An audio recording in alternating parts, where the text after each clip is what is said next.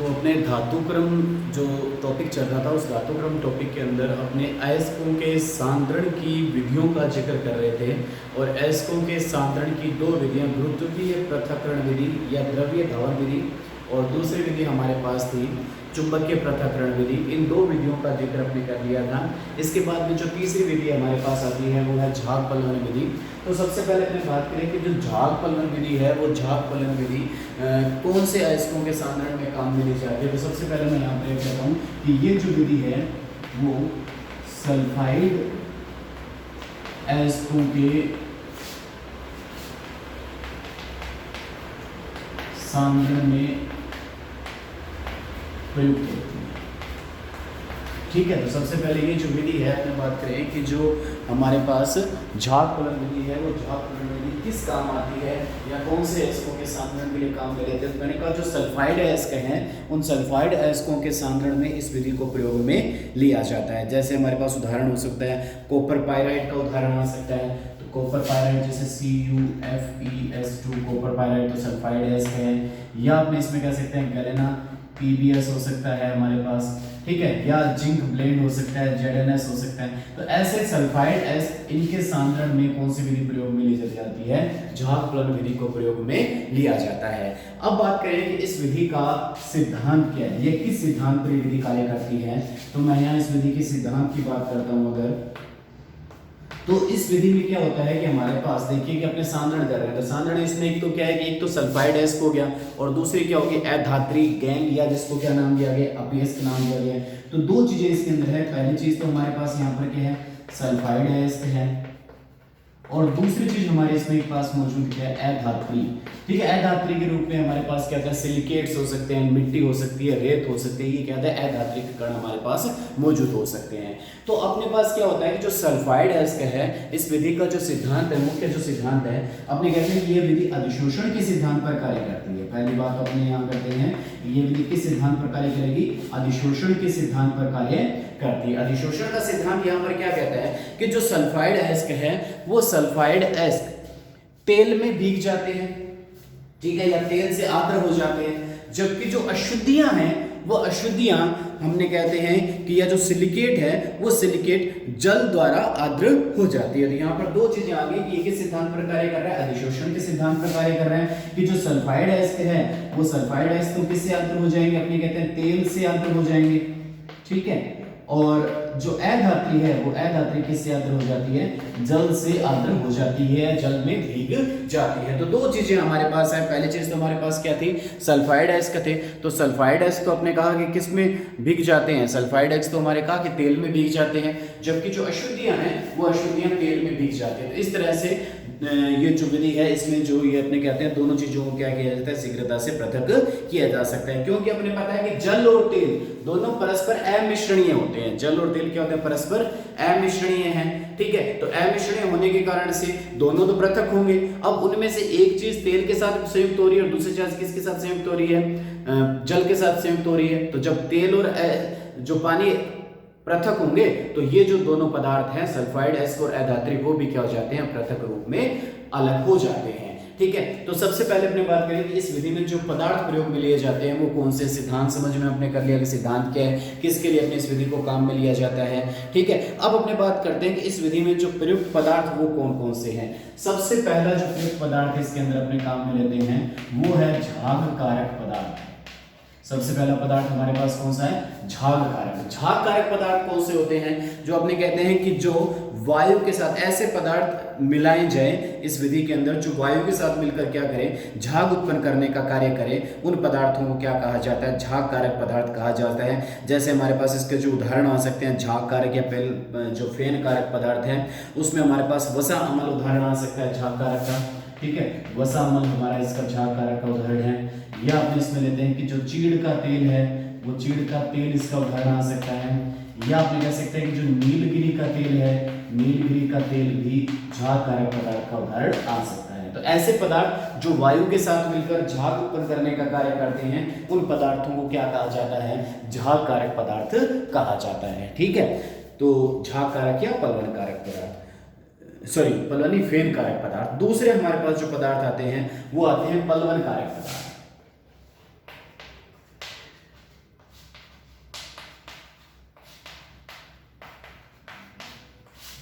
ठीक है। दूसरे पदार्थ हमारे पास कौन से इस विधि में जो प्रयुक्त किए जाते हैं वो है पलवन कारक पदार्थ। पलवन कारक पदार्थ क्या होते हैं? जो सल्फाइड एस्कों को जल प्रतिकर्षी बनाते हैं। पलवन कारक पदार्थ क्या होते हैं? अपने कहेंगे कि जो सल्फाइड एस्क है उन सल्फाइड एस्कों को क्या बना देते हैं? जल प्रतिकर्षी बना देते हैं। तो सल्फाइड एस्कों को जल प्रतिकर्षी बनाने वाले पदार्थों को क्या कहा जाता है? पलवन कारक पदार्थ कहा जाता है। अब इसमें जो मुख्य पलवन कारक पदार्थ है वो है सोडियम एथिल जंथेट। ठीक है, मुख्य जो पदार्थ हो गया वो हमारे पास कौन सा हो गया? सोडियम एथिल जंथेट हमारे पास मुख्य पलवन कारक पदार्थ है। तो मुख्य पलवन कारक पदार्थ क्या होते हैं? जो सल्फाइड एस्कों को क्या बनाते हैं? जल प्रतिकर्षी बनाने का कार्य करते हैं। उन पदार्थों को क्या कहा जाता है? अपने पलवन कारक पदार्थ कहा जाता है। इसके अंदर संरचना देखिए अपने ROCSSNA। ठीक है, तो ये हमारे पास सोडियम एथिल जंथेट की संरचना हो जाती है। तो ये पदार्थ क्या होते हैं? जो सल्फाइड एस्कों को जल प्रतिकर्षी बनाने का कार्य करते हैं। उन पदार्थों को क्या कहा जाता है? अपने पास पलवन कारक पदार्थ कहा जाता है। इन्हें संग्राही भी बोल सकते हैं। दूसरा नाम इसका क्या बन सकता है हमारे पास? संग्राही। ठीक है, पलवन कारक पदार्थों का दूसरा नाम क्या हो सकता है? संग्राही। तो अपने से पूछ लिया जाए संग्राही क्या है? ऐसे पदार्थ जो सल्फाइड एस्कों को जल प्रतिकर्षी बनाने का कार्य करते हैं उन पदार्थों को क्या कहा जाता है? संग्राही या पलवन कारक पदार्थ कहा जाता है। तीसरा हमारे पास इसमें आता है फेन स्थायी कारक पदार्थ। तीसरा इसमें जो मुख्य हमारे पास जो पदार्थ आता है वो कौन सा है हमारे पास? फेन स्थायी कारक पदार्थ। फेन स्थायी कारक आपको नाम से स्पष्ट हो रहा होगा। यहाँ पर फेन मतलब झाग को या फेन को स्थायित्व प्रदान करने वाले पदार्थों को क्या कहा जाता है? फेन स्थायी कारक पदार्थ कहा जाता है। इसके उदाहरण में आता है क्रिसोल, इसका उदाहरण आ जाता है।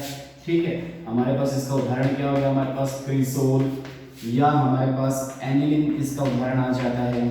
ठीक है, तो अपने पास यहाँ पर कहा कि फेन स्थायी कारक पदार्थ या झाग स्थायी कारक पदार्थ क्या है? तो नाम से स्पष्ट हो रहा है ऐसे पदार्थ जो झाग या फेन को स्थायित्व प्रदान करते हैं उन पदार्थों को क्या कहा जाता है? फेन स्थायी कारक पदार्थ कहा जाता है। तीसरा इसमें आता है सक्रिय कारक पदार्थ। ठीक है, चौथा जो हमारे पास इसमें है सक्रिय कारक। अब सक्रिय कारक मतलब जो इसको क्या करता है? एक्टिव करता है, सक्रिय करता है। किसको? पलवन की प्रक्रिया को। ऐसे पदार्थ जो पलवन की प्रक्रिया को सक्रिय कर देते हैं उन पदार्थों को क्या कहा जाता है? सक्रिय कारक पदार्थ कहा जाता है। ठीक है, तो अपने कहेंगे ऐसे पदार्थ जो पलवन की प्रक्रिया या पलवन कारक पदार्थ को सक्रिय कर देते हैं, या अपने यहाँ पर ऐसे कहा जा सकता है कि जो पलवन क्षमता में वृद्धि कर देते हैं। तो पलवन क्षमता में वृद्धि करने वाले पदार्थों को क्या कहा जाता है? सक्रिय कारक पदार्थ कहा जाता है। इसका जो उदाहरण आता है हमारे पास वो क्या आता है? कॉपर सल्फेट, इसका उदाहरण अपने पास आ जाता है। तो सक्रिय कारक पदार्थ कौन से होते हैं? अपने कहेंगे ऐसे पदार्थ जो फेन या जो अपने पास पलवित जो पदार्थ है उनकी क्रियाशीलता को बढ़ा देते हैं, उनको सक्रियता प्रदान करते हैं। उन पदार्थों को क्या कहा जाता है? सक्रिय कारक पदार्थ कहा जाता है। ठीक है, अब इसके बाद में जो नेक्स्ट जो शब्द है वो है अवनमक या डिप्रेशर। ठीक है, तो पांचवा इसमें जो शब्द आता है वो क्या है हमारे पास? अवनमक या जिसको बोलते हैं डिप्रेशर। दो यूज मैं इसके बताऊंगा आपको। अवनमक क्या होते हैं, डिप्रेशर क्या होते हैं। पहला अपने बताएंगे कि जो झाग को कम करने का कार्य करते हैं, ऐसे पदार्थ जो झाग को कम करने का कार्य करते हैं उन्हें क्या कहा जाता है? अवनमक या डिप्रेशर कहा जाता है। इसके उदाहरण मैं आपको दे देता हूं, NaCN और Na2CO3। ठीक है, NaCN और Na2CO3 क्या है? तो अपने कहेंगे ऐसे पदार्थ हैं जो झाग को कम करने का कार्य करते हैं। ठीक है, तो इनको क्या कहा जाता है? अवनमक कहा जाता है या डिप्रेशर कहा जाता है। एग्जाम में यहाँ पर एक प्रश्न आता है कि आपके पास यहाँ पर मिश्रण है दो सल्फाइड एस्कों का। ठीक है, कौन कौन से सल्फाइड एस्क? वो एग्जाम में कह देता है कि आपके पास लेड सल्फाइड और जिंक सल्फेट दोनों का मिश्रण है, दोनों के दोनों सल्फाइड एस्क हैं। तो दोनों सल्फाइड एस्कों को पृथक करने के लिए कौन से पदार्थ को प्रयोग में लेंगे? ठीक है जी, यहाँ पर जो इनको सांद्रण के लिए तो झाग फलन विधि को प्रयोग में लिया जाएगा, लेकिन दोनों पदार्थों को पृथक करने में यहाँ पर किसकी भूमिका होगी? महत्वपूर्ण भूमिका अवनमक पदार्थ या डिप्रेशर पदार्थ की महत्वपूर्ण भूमिका होगी। तो दो सल्फाइड एस्को को पृथक करने में कौन से रासायनिक पदार्थ को काम में लिया जाता है? अवनमक या डिप्रेशर को काम में लिया जाता है। इसका उदाहरण आगे NaCN। ये कैसे प्रदर्शित करता है? तो देखिए यहाँ पर क्या कर रहा है कि जो अवनमक है वो झाग को कम कर रहा है, तो अपने पास क्या होगा कि एक पदार्थ तो ज्यादा झाग के साथ चला जाएगा और दूसरा कम झाग के साथ जा नहीं पाएगा। इस विधि को जब समझेंगे तब मैं आपको ये बताऊंगा। तो अगर एग्जाम में आ जाता है, प्रश्न अगर आ जाता है, पहले उस प्रश्न को समझ लेते हैं कि दो सल्फाइड एस्को को पृथक करने में कौन से पदार्थ को प्रयोग में लिया जाता है? तो अपने कहेंगे अवनमक या डिप्रेशर को काम में लिया जाता है। इसका उदाहरण अगर अपने से पूछे तो NaCN या सोडियम कार्बोनेट हमारे पास इसका उदाहरण हो जाता है। तो अवनमक क्या काम करता है? झाग की प्रक्रिया को क्या करता है? कम करता है। तो इस तरह से यहाँ पर 5 शब्द आ जाते हैं झाग फलन विधि में, प्रत्येक का अपने उदाहरण दे दिया। डायरेक्ट एग्जाम में पूछ लिया जाता है कि झाग फलन विधि में झाग कारक पदार्थ व प्लवन कारक पदार्थों के एक एक उदाहरण दीजिए। ठीक है, तो इस रूप में आपको यहाँ पर प्रश्न मिल सकता है, या झाग कारक पदार्थ किसे कहा जाता है, तो इस रूप में अपने को प्रश्न आ सकता है। अब यहाँ पर समझते हैं, इस विधि को समझें। तो ये हमारे इस विधि का नामांकित चित्र है। नामांकित चित्र भी एग्जाम में पूछा गया है हमसे। तो इस विधि के अंदर देखकर एक सीमेंट का बना हुआ हमारे पास क्या है? एक आयताकार टैंक है। इस विधि के अंदर अगर हम देखें तो हमारे पास क्या है? एक सीमेंट का बना हुआ क्या है? एक आयताकार टैंक है। इस आयताकार टैंक में जो चूर्णित अयस्क है, जिसको अपने कहा था स्टैम्प मिल और बाल मिल की सहायता से अयस्क को क्या कर लिया था? चूर्णित कर लिया था। तो उस चूर्णित अयस्क को, ठीक है, अपने इस आयताकार टैंक में भर लिया जाएगा। उसके साथ साथ उस चूर्णित अयस्क के साथ साथ अपने क्या भरेंगे? इसमें जल, तेल, स्थायी कारक, झाग कारक। तो ये जो चीजें हैं वो सारी इसमें भर ली जाती है। अयस्क भर लिया जाएगा, तेल भर लिया जाएगा। तेल किसका कार्य करेगा? झाग कारक का कार्य करेगा। स्थायी कारक पदार्थ भी इसमें भर लिया जाएगा, प्लवन कारक पदार्थ भी इसमें भर लिया जाएगा। तो इन सभी पदार्थों को इस आयताकार टैंक में जो चूर्णित अयस्क है उस चूर्णित अयस्क के साथ क्या कर लिया जाता है? भर लिया जाता है। फिर क्या करेंगे अपने यहाँ पर? तो इसके अंदर यहाँ पर आपको देख रहे हैं कि यांत्रिक विलोडक लगा रखा है। यांत्रिक विलोडक मतलब क्या करेगा? इसको मिक्स करने का कार्य करेगा। ठीक है, तो ये सारे पदार्थ इसके भरने के बाद में अपने क्या करेंगे? इसके अंदर यांत्रिक विलोडक घुमाएंगे। ठीक है, एक फैन के फॉर्म में है, तो फैन जब इसके अंदर घूमेगा, ठीक है, साथ में इसमें क्या प्रवाहित कर रहे हैं? वायु प्रवाहित कर रहे हैं। तो विलोडक जो घूमेगा और साथ में इसमें जब वायु को प्रवाहित करेंगे तो जो झाग कारक पदार्थ है, जिसका जो कार्य है, क्या कार्य है इसका? मुख्य है झाग उत्पन्न करने का जो कार्य है। तो जिसके कारण इसमें क्या उत्पन्न होना शुरू हो जाएगा? झाग उत्पन्न होना शुरू हो जाएगा। अब झाग जब उत्पन्न होगा तो हमारे कहा कि इस विधि का जो सिद्धांत था, सिद्धांत क्या था? अधिशोषण के सिद्धांत पर कार्य कर रही थी ये विधि। मतलब जो सल्फाइड एस्क है, इसके अंदर जो तेल भरा गया है, उस तेल के साथ सल्फाइड एस्क भीग जाएंगे। मतलब ये सल्फाइड एस्क के जो कण हैं, उस कण के चारों तरफ जो तेल है, वो तेल क्या करेगा? इसके चारों तरफ एक परत का निर्माण कर लेगा, अर्थात उसको क्या बना देगा? जल प्रतिकर्षी।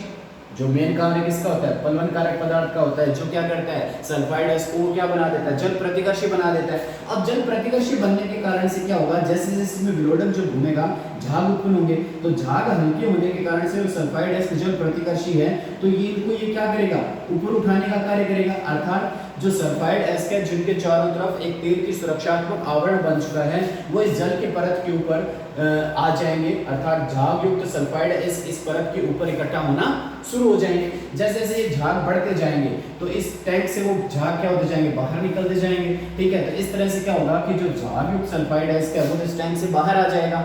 जबकि जो अधात्री है, तो अधात्री अपने कहा था किसमें भीगती है? जल में भीगती है। तो जल में भीगने के कारण से अधात्री क्या हो जाएगी? भारी हो जाएगी और वो नीचे बैठ जाएगी। जबकि सल्फाइड एस्क झाग के साथ हल्के होकर, बलवित होकर क्या हो जाएंगे? बाहर निकल जाएंगे और बाहर जल की तेज धारा में उनको प्रवाहित करके जो झाग है उन झाग को जल से क्या कर दिया जाए? समाप्त कर दिया जाएगा और हमारे पास सल्फाइड एस्कों को यहाँ पर क्या कर लिया जाएगा? पृथक कर लिया जाएगा। ठीक है, तो समझ में आ गया आपको यहाँ पर विधि की किस तरह से इस विधि के अंदर अपने दोनों पदार्थों को क्या कर लिया जाता है? पृथक कर लिया जाता है। ठीक है,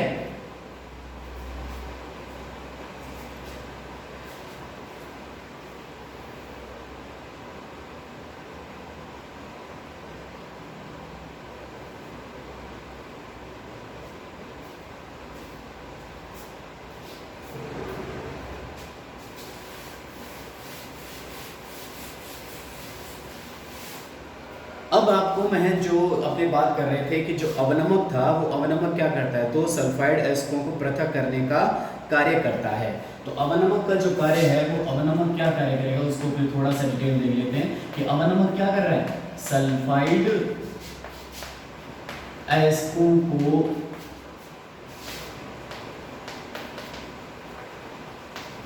पृथक करने का कार्य करता है ना। कैसे, जैसे मैंने कहा कि ये हमारे पास दो सल्फाइड एस्को हो गए, लेड सल्फाइड और क्या हो गया, जिंक सल्फाइड। तो इन दोनों के साथ साथ अपने इसमें क्या मिला दिया, अवनमक पदार्थ मिला दिया, जैसे NaCN को इसके अंदर मिला दिया गया। तो इन दोनों को मिला दिया गया तो अवनमक क्या करेगा, झाग को कम कर देगा, जिससे जैसे अपने कह रहे हैं कि यहाँ पर ये बताया था कि सल्फाइड एस्को जो तेल है वो घेर लेगा और झाग का निर्माण कर रहा है, तो झाग क्या करेगा, इस सल्फाइड एस्को क्या कर देगा, ऊपर की ओर उठा लेगा।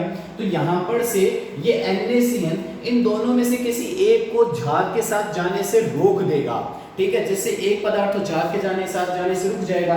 तो ये क्या करता है, NaCN इस जिंक सल्फाइड को झाग के साथ जाने से क्या कर देगा, रोक देगा।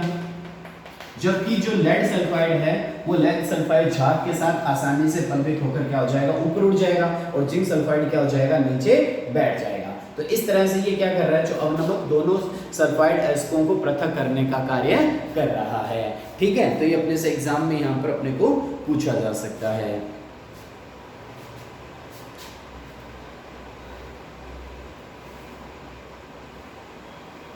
ठीक है, या अपने को एग्जाम में अगर इस पर ये भी प्रश्न आ सकता है, निम्न श्रेणी के जो कॉपर अयस्क हैं, ठीक है, या निम्न श्रेणी का क्यों कॉपर का अयस्क तो कौन सा है, कॉपर पायराइट है। तो निम्न श्रेणी के जो कॉपर अयस्क हैं उनको निष्कासित करने में या उनको सांद्रित करने में कौन सी विधि प्रयोग में ली जाती है, तो आपका उत्तर यहाँ पर यही होगा कि निम्न श्रेणी के कॉपर अयस्कों को पृथक करने में झाग पलवन विधि को प्रयोग में लिया जाता है, ठीक है। तो इस पर देखो प्रश्न छोटे छोटे कितने बन रहे हैं, अपने से पूछ लिया जाए निम्न श्रेणी के कॉपर अयस्कों को पृथक करने में कौन सी विधि को प्रयोग में लिया जाता है, तो अपने कहेंगे झाग पलन विधि को काम में लिया जाता है। एग्जाम में पूछ लिया जाए झाग पलन विधि किस सिद्धांत पर कार्य करती है, तो अपने कह देंगे अधिशोषण के सिद्धांत पर कार्य करती है। सल्फाइड एस्क तेल से आद्र हो जाते हैं जबकि अधात्रिक तेल से आद्र नहीं होते। झाग पलन विधि का नामांकित चित्र बनाएं तो वो बना सकते हैं। अवनमक क्या है, इसकी क्या भूमिका है, झाग पलन विधि कौन से अयस्कों को पृथक्करण में काम में ली जाती है, या इसमें झाग कारक क्या है, इस तरह से अपने को इसमें प्रश्न अपने को एग्जाम में मिल सकते हैं।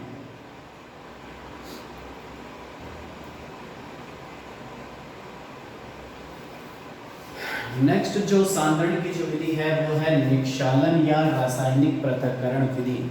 निक्षालन या रासायनिक पृथक्करण की विधि क्या है, इस विधि को समझे अगर अपने पास, तो इसमें क्या होता है कि जो हमारे पास अशुद्धि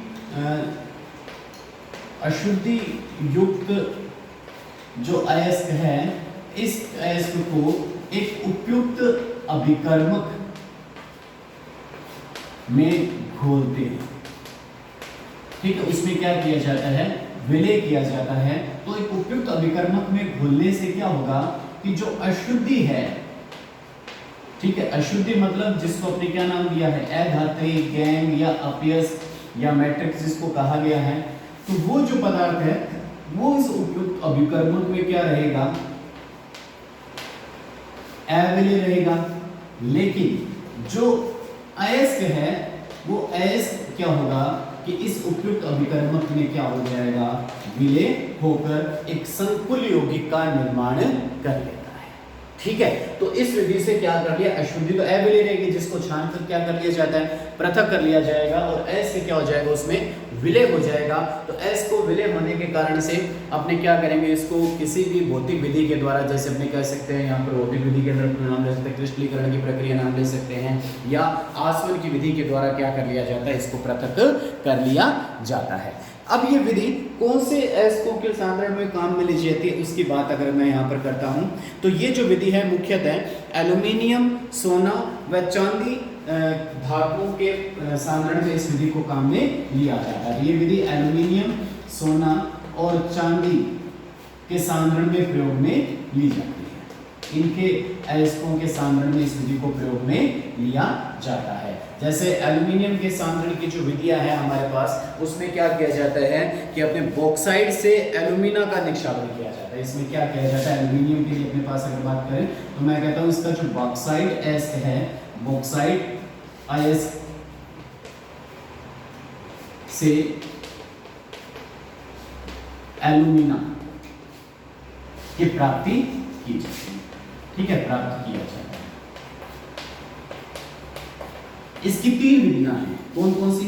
पहली विधि हमारे पास आती है बेयर विधि,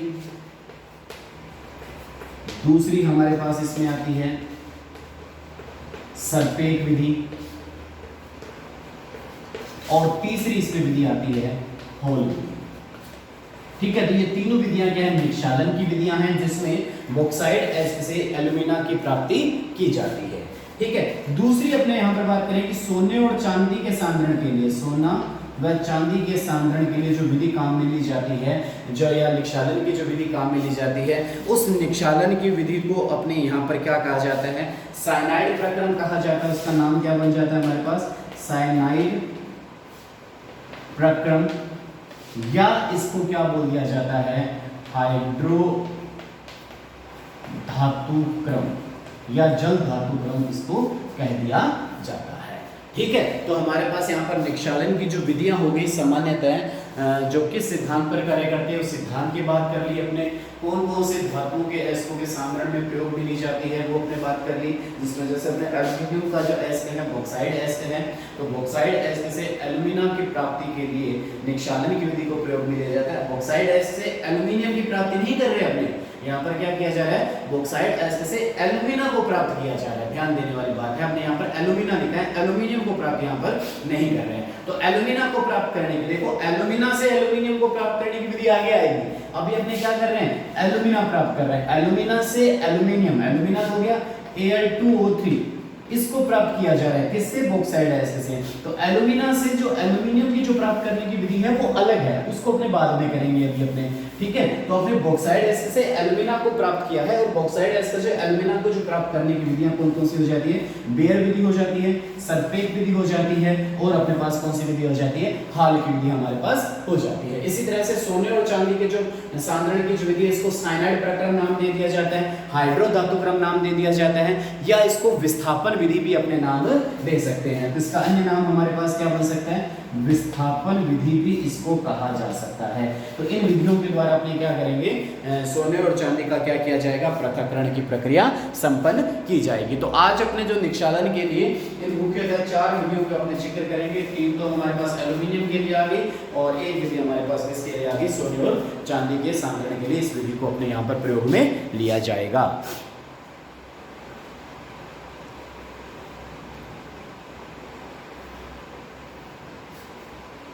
तो अपने जो बॉक्साइड एस्क से एल्यूमिना को प्राप्त करना है, बॉक्साइड एस्क से क्या प्राप्त करना है अपने को, एल्यूमिना। तो बॉक्साइड एस्क का सूत्र हमारे पास क्या हो गया, Al2O3.2H2, ये हमारे पास हो गया बॉक्साइड एस्क। इस बॉक्साइड एस्क से अपने को प्राप्त क्या करना है, Al2O3,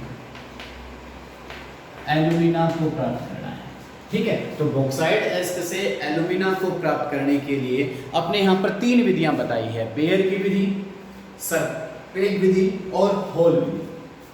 तो बॉक्साइड एस्क से एल्यूमिना को प्राप्त करने के लिए बेयर की विधि कब काम में ली जाती है, सबसे पहले अपने बात करें तो मैं कहूंगा कि जो बॉक्साइड एस्क है वो बॉक्साइड एस्क उभयधर्मी प्रकृति का होता है। बॉक्साइड एस्क की जो प्रकृति होती है वो कैसा होता है, हमारे पास उभयधर्मी प्रकृति का होता है। और जब बॉक्साइड एस्क में हमारे पास Fe2O3 SiO2 जैसी अम्लीय अशुद्धियां व TiO2 जैसी अशुद्धियां जब मौजूद होती है, तो अपने इसके सांद्रण के लिए कौन सी विधि काम में ली जाती है, हमारे पास बेयर की विधि अपने यहाँ पर काम में ली जाती है। तो अपने यहाँ पर कह दिया कि जब इसमें किस किस की अशुद्धि होगी, Fe2O3 की, SiO2 की, और अपने कह देते हैं कि जब TiO2 की अशुद्धि इसके अंदर मौजूद है तो इसके सांद्रण के लिए अपनी कौन सी विधि प्रयोग में ली जाती है, बेयर की विधि काम में ली जाती है। ठीक है, तो अपने से एग्जाम में पूछ लिया जाए यहाँ पर कि जब बॉक्साइड एस्क में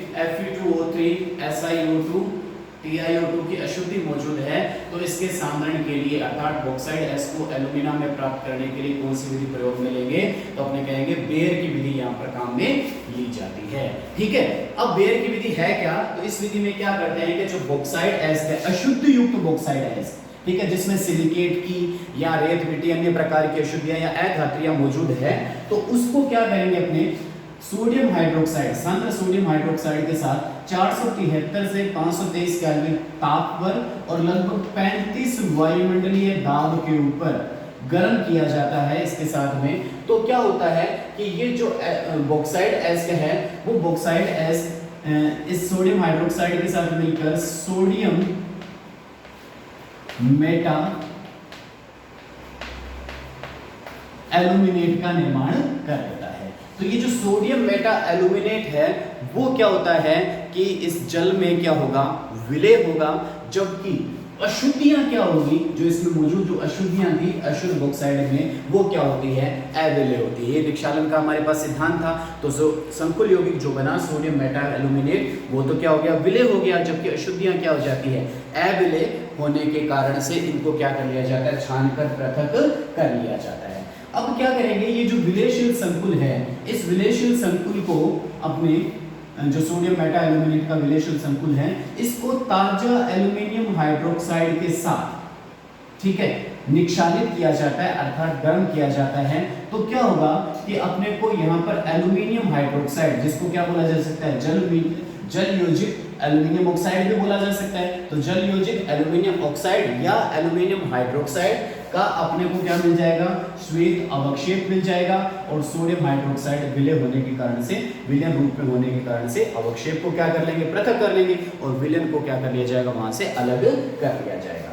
अब जो एल्यूमिनियम हाइड्रोक्साइड है इस एल्यूमिनियम हाइड्रोक्साइड को निस्तापन की प्रक्रिया करवाई जाती है। निस्तापन क्या है ये अपने आगे मैं आपको बताऊंगा, ठीक है, निस्तापन और वर्जन शब्द आएंगे। तो इस निस्तापन की प्रक्रिया अर्थात गर्म करेंगे इसको, तो गर्म करने से क्या होगा, इसमें जो जल योजित ऑक्साइड था वो वाष्पित होकर क्या हो जाएगा, बाहर निकल जाएगा और अपने को क्या प्राप्ति हो जाएगी, एल्यूमिना की प्राप्ति हो जाएगी। यही हमारे पास मेथड था कि बॉक्साइड एस से क्या प्राप्त करना है, अपने को एल्यूमिना की प्राप्ति करनी है। इसकी एक अन्य विधि भी हमारे पास है, वो अन्य विधि कौन सी है, उस अन्य विधि की अगर मैं बात करता हूं तो ये हमारे पास जो सोडियम मेटा एल्यूमिनेट था, यहां से मैं देख रहा हूं, ठीक है, तो सोडियम मेटा एल्यूमिनेट को कार्बन डाइऑक्साइड के साथ, कार्बन डाइऑक्साइड के वातावरण में गर्म किया जाता है तो अपने को एल्यूमिनियम ऑक्साइड का एक क्रिस्टल प्राप्त होता है। इस एल्यूमिनियम ऑक्साइड के क्रिस्टल को अपने क्या करते हैं, लगभग 1470 केल्विन तापमान पर गर्म करके अपनी किसकी प्राप्ति कर ली जाती है, एल्यूमिना की प्राप्ति कर ली जाती है। तो ये इसकी वैकल्पिक विधि के रूप में काम में लिया जाता है।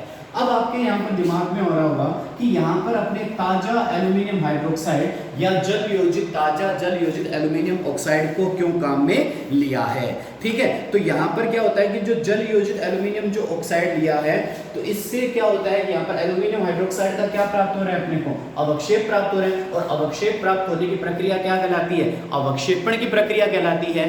तो यहाँ पर क्या होता है कि ये जो एल्यूमिनियम हाइड्रोक्साइड जो प्रयोग में लिया गया है या जल योजित जो एल्यूमिनियम हाइड्रोक्साइड जो प्रयोग में लिया है वो अवक्षेपण की प्रक्रिया को बढ़ा देता है, ठीक है। ये एल्यूमिनियम हाइड्रोक्साइड क्या करेगा, अपने कह रहे हैं कि ये क्या कर रहा है, अवक्षेपण की क्रिया को बढ़ा देता है। तो अवक्षेपण की प्रक्रिया को बढ़ाने के लिए अपने यहाँ पर क्या काम में लिया है, एल्यूमिनियम हाइड्रोक्साइड का ताजा अवक्षेप काम में लिया है। इस प्रक्रिया को क्या कहा जाता है, बीज रोपण कहा जाता है, ठीक है। तो एग्जाम में पूछा जा सकता है बीज रोपण क्या है, तो अपने कहेंगे अवक्षेपण की प्रक्रिया को बढ़ाने के लिए, ठीक है, अवक्षेपण की प्रक्रिया को बढ़ाने के लिए सोडियम मेटा एल्यूमिनेट में क्या मिलाया गया, ताजा एल्यूमिनियम हाइड्रोक्साइड को मिलाया गया। इस प्रक्रिया को क्या कहा जाता है, बीज रोपण कहा जाता है। तो बीज रोपण क्या करता है, अवक्षेपण की प्रक्रिया को बढ़ाने का कार्य करता है, ठीक है। तो ये हमारे पास जो विधि होगी बेयर की विधि, और बेयर की विधि में हमारे पास कहा कि जो अन्य वैकल्पिक विधि के रूप में अपने कार्बन डाइऑक्साइड का जो वातावरण है उसको भी अपने यहाँ पर काम में ले लिया।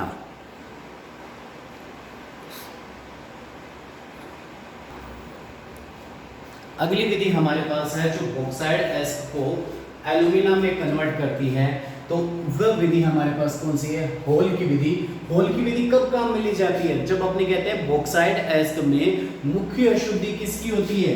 Fe2O3 की। ठीक है, तो जब बॉक्साइड एस्क में Fe2O3 की अशुद्धि मुख्य रूप से जब व्याप्त है तब अपने कौन सी विधि काम में लेते हैं? होल की विधि को प्रयोग में लिया जाता है। अब इस होल की विधि में क्या करते हैं कि जो अशुद्ध युक्त बॉक्साइड एस्क है अर्थात Fe2O3 अशुद्ध युक्त जो बॉक्साइड एस्क है उस बॉक्साइड एस्क को सोडियम कार्बोनेट के साथ अपने क्या कर दिया? यहाँ पर संकलित करवा दिया।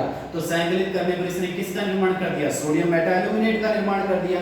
और अपने कहा कि जो सोडियम मेटाएल्यूमिनेट है वो क्या है? विलयशील है, जबकि अशुद्धियां क्या है? अविलयशील होने के कारण से इनको क्या कर दिया जाता है? पृथक कर दिया जाता है। नेक्स्ट स्टेप में अपने सोडियम मेटाएल्यूमिनेट को क्या कर रहे हैं? कार्बन डाइऑक्साइड के वातावरण में क्या किया जा रहा है? गर्म किया जा रहा है। तो कार्बन डाइऑक्साइड के वातावरण में जब सोडियम मेटाएल्यूमिनेट को जब गर्म करेंगे तो अपने को क्या प्राप्त होगा? एल्यूमिनियम हाइड्रोक्साइड प्राप्त हो जाएगा।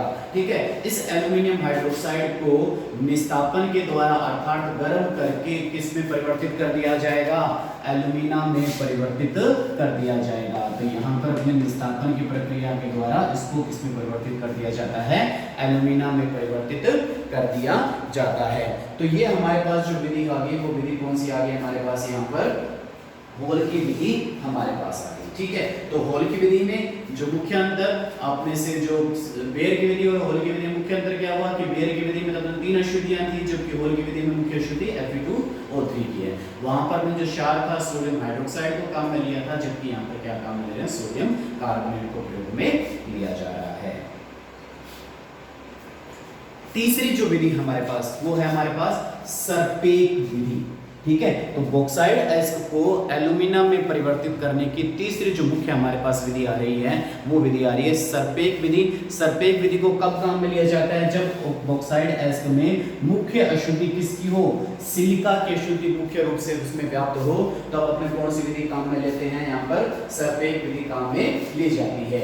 इस विधि में क्या करते हैं कि जो बॉक्साइड एस्क है अशुद्ध युक्त बॉक्साइड एस्क को अपने कोक व नाइट्रोजन के साथ गर्म किया जाता है। तो आपने कहा कि जो अशुद्ध युक्त बॉक्साइड एस्क है इस अशुद्ध युक्त बॉक्साइड एस्क को अपने किसके साथ गर्म कर रहे हैं? कोक और नाइट्रोजन के साथ क्या किया जा रहा है? लगभग 1273 केल्विन तापमान पर क्या किया जा रहा है? गर्म किया जा रहा है, जिसके कारण से क्या हुआ कि जो बॉक्साइड एस्क है इन दोनों के साथ मिलकर क्या निर्माण कर रहा है? एल्यूमिनियम नाइट्राइड का निर्माण कर रहा है। इस एल्यूमिनियम नाइट्राइड बन गया। साथ में जो इसमें जो मौजूद जो सिलिका की अशुद्धि है वो कोक के साथ मिलकर कार्बन मोनोऑक्साइड जो गैसीय अवस्था में है और साथ में सिलिकॉन जो किस प्रवृत्ति का होता है? वाष्पशील प्रवृत्ति का होता है। तो वाष्पशील प्रवृत्ति का होने के कारण से ये दोनों इसमें से क्या हो जाएंगे? जो मुख्य इसकी अशुद्धि थी वो वाष्पशील प्रवृत्ति की होने के कारण से इसमें से क्या हो जाएगी? बाहर निकल जाएगी। अब जो एल्यूमिनियम नाइट्राइड है इस एल्यूमिनियम नाइट्राइड का क्या करवा दिया जाता है? जल अपघटन करवा दिया जाता है। तो एल्यूमिनियम नाइट्राइड को जल अपघटन के द्वारा एल्यूमिनियम हाइड्रोक्साइड में परिवर्तित कर लिया जाएगा और इस एल्यूमिनियम हाइड्रोक्साइड को निस्तापन के द्वारा, ठीक है, इस एल्यूमिनियम हाइड्रोक्साइड के अवक्षेप को निस्तापन के द्वारा सुखाकर एल्यूमिना में परिवर्तित कर लिया जाता है। तो ये हमारे पास जो 3 विधियां होंगी इन तीनों विधियों के द्वारा आपने क्या कर दिया? यहाँ पर बॉक्साइड एस्क से एल्यूमिना की प्राप्ति कर ली। तीनों विधियों में थोड़ा थोड़ा अंतर, अशुद्धि के आधार पर इन तीनों विधियों का क्या किया गया है? चयन किया गया है। तो इसमें जिस प्रकार की अशुद्धि है उसी आधार पर अपने यहाँ पर क्या किया गया? उस विधि को चयन में काम में ले लिया गया है।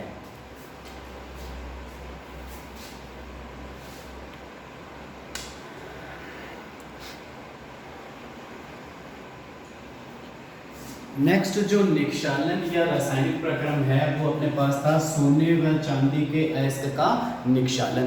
तो यहाँ पर मैंने चांदी के कुछ एस्कों के यहाँ पर नाम लिखे हैं, जैसे हमारे पास Ag2S सिल्वर ग्लास जिसको बोला जाता है, वो AgCl जिसको अपने सिल्वर क्लोराइड या इसके एस को क्या नाम दिया जाता है? हान सिल्वर इसको कहा जाता है। तो इनका जो निक्षालन करवाया जाता है वो सोडियम साइनाइड या पोटेशियम साइनाइड के जलीय विलयन को इसमें प्रयोग में लिया जाता है। तो इसमें क्या काम में लेंगे अपने यहाँ पर कहा कि या तो अपने NaCN का जलीय विलयन प्रयोग में लेते हैं या KCN का क्या प्रयोग में लेते हैं? अपने यहाँ पर इनका जलीय विलयन यहाँ पर प्रयोग में लिया जाता है।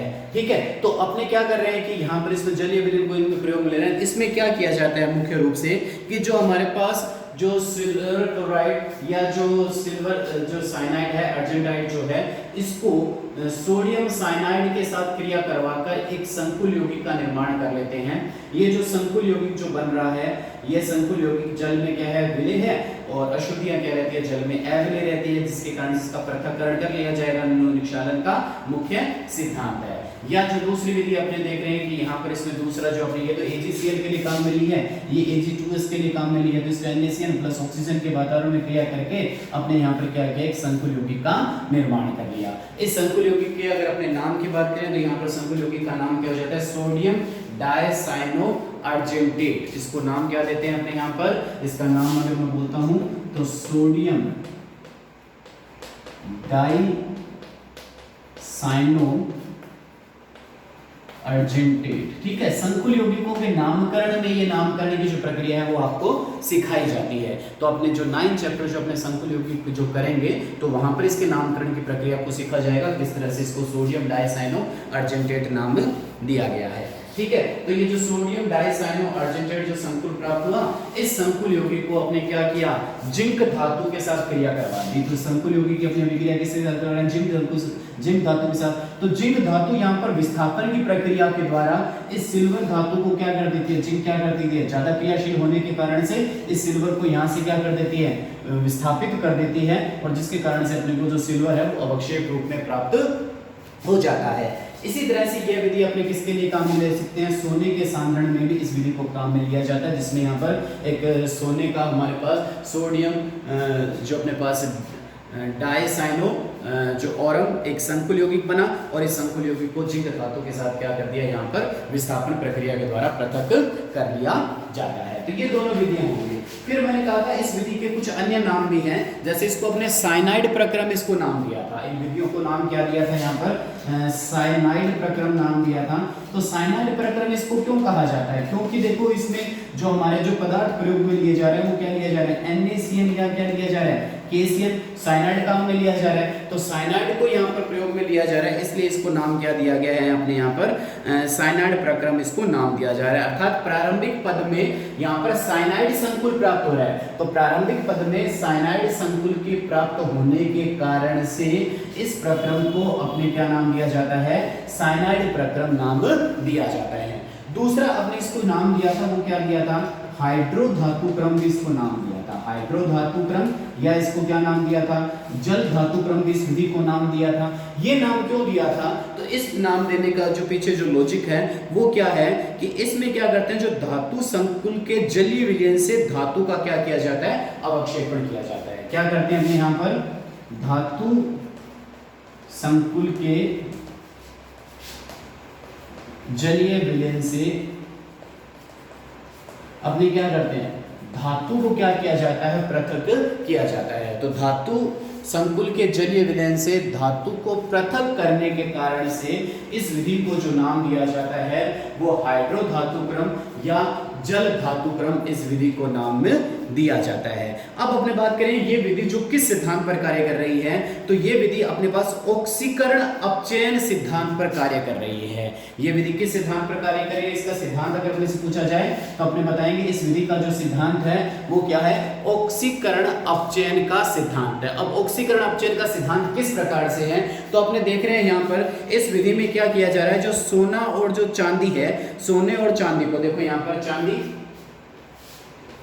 और यहां पर सोना, इनको NaCN के साथ क्रिया करवाकर ऑक्सीकरण करवाया जा रहा है। NaCN के साथ क्रिया करवाकर यहां पर क्या करवाया जा रहा है, ऑक्सीकरण की प्रक्रिया इसमें करवाई जा रही है। और फिर बाद में इसे प्रबल अपचायक पदार्थ, प्रबल अपचायक पदार्थ किसका चयन किया आपने, जिंक का चयन किया। तो बाद में क्या किया गया, प्रबल अपचायक के साथ क्रिया करवाकर आपने क्या कर दिया, इसका पुनः क्या करवा दिया, विस्थापन करवा दिया गया। ठीक है, तो पहले इसका क्या करवाया, ऑक्सीकरण करवाया, और फिर प्रबल अपचायक पदार्थ के साथ इसका पुनः वहां से क्या करवा दिया गया, विस्थापन इसका करवा दिया गया, जिसके कारण से इस विधि का जो सिद्धांत है हमारे पास जो निकल कर आता है वो कौन सा सिद्धांत आता है, ऑक्सीकरण अपचयन का सिद्धांत हमारे पास आता है। तो अगर एग्जाम में ऐसे पूछा जाए कि ऑक्सीकरण अपचयन विधि कौन सी है, तो ऑक्सीकरण अपचयन विधि भी यही हो जाती है। तो कई नाम आ गए इसके, ऑक्सीकरण अपचयन विधि भी इसको कहा जा सकता है। क्यों कहा गया वो अपने स्पष्ट कर दिया, यहाँ पर इसको क्यों नाम दिया गया। तो इस प्रकार से हमारे पास यहाँ पर जो सांद्रण की जो विधियां हैं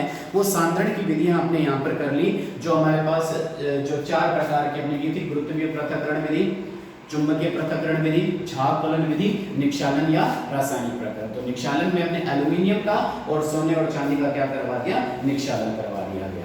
इसके बाद में जो नेक्स्ट अपने जो लेक्चर आएगा उस लेक्चर में अपने सांद्रित अयस्कों से शुद्ध धातु का निष्कर्षण करवाया जाएगा।